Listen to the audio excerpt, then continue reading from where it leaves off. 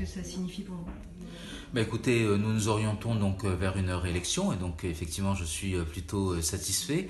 Vous le savez, nous étions en triangulaire dans ce secteur, donc je serai aux alentours de 43,5 à l'instant où nous nous parlons. Les chiffres vont évidemment s'affiner dans le courant de la nuit. Mes adversaires, donc au Printemps Marseillais, seraient aux alentours de 32, et puis pour ce qui concerne donc le Front National, aux alentours de 22-23. Donc écoutez, d'abord ma première réaction, c'est bien évidemment un maire heureux qui a vu confirmer le travail qui a été réalisé durant ces 6 dernières années. Sur le terrain, très clairement, de ces dernières semaines, je sentais une vraie dynamique en ma faveur. Et puis maintenant, c'est aussi la responsabilité de devoir conduire une nouvelle majorité ici dans les 9e et 10e arrondissements et en même temps de pouvoir réaliser les projets sur lesquels je me suis engagé avec donc l'ensemble de mon équipe désormais municipale. D'accord.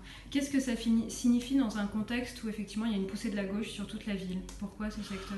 D'abord, c'est sûr qu'on constate une poussée de la gauche qu'on sentait très sincèrement. On l'avait déjà vu au premier tour, elle se confirme au second, ce qui donne encore des résultats encore plus savoureux, je dirais, pour les 9e et 10e arrondissements. Maintenant, nous attendons les résultats des autres secteurs municipaux pour voir ce qu'il en adviendra de la majorité. Si nous avons une majorité absolue ou nous nous rapprochons de la majorité absolue au niveau du conseil municipal.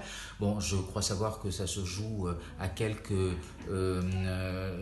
dixièmes dans 2 autres secteurs, donc nous allons attendre, mais bien sûr que pour nous c'est important de pouvoir porter et poursuivre en quelque sorte le travail que nous avons pu réaliser ces 6 dernières années, notamment dans le secteur, mais pour la ville de Marseille aussi.